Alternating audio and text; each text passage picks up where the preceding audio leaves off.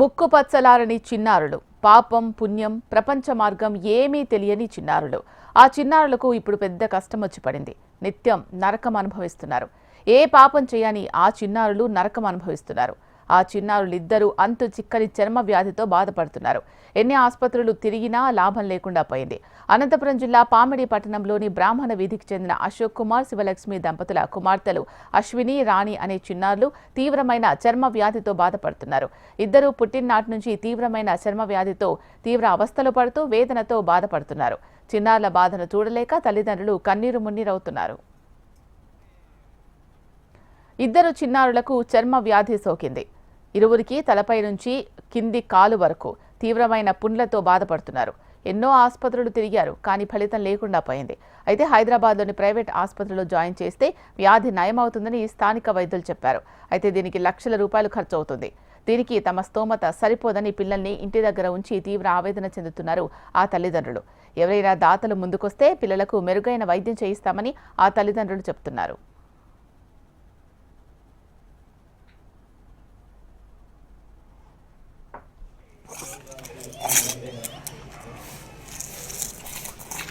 అంటే టాబ్లెట్స్ తిన్నప్పుడు బాగుంటుంది అక్క.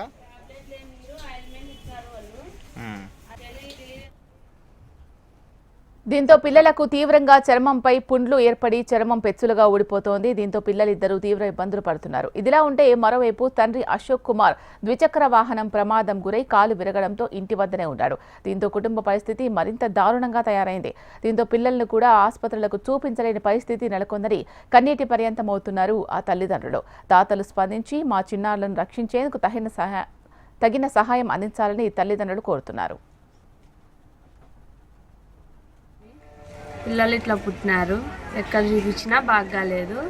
హాస్పిటల్ అన్నీ తిరిగినాము, ఎక్కడా బాగాలేదు. ఎక్కడ చూపించినా తగ్గడం లేదు. మా పిల్లలకి బాగా అయితే చాలు. సుమారుగా 2 లక్షల దాకా పెట్టుకున్నాం మేము. అక్కడక్కడ ఎక్కడ ఏ హాస్పిటల్ చెప్తే ఆ హాస్పిటల్లో తిరిగినాం. ఎక్కడ ఏ ఆకులు తిక్కమంటే ఆకులు కూడా తిక్కినాం, అయినా కూడా పోవడం లేదు. పోతుంది మళ్ళీ వస్తుంది. మాది బీదరికము. మా పిల్లలకి ఒకటి బాగా అయితే చాలు. మా పిల్లలకి ఎవరైనా దయదలిచి చూపించాలని కోరుకుంటున్నాము. మా చేతనైనంత వరకు చూపించుకున్నాము, కానీ మా చేత కాలేదు. ఇంకా పెద్ద పెద్ద డాక్టర్లకి పోవడానికి మాకు శక్తి లేదు. ఎవరైనా చూపించాలని కోరుకుంటున్నాము.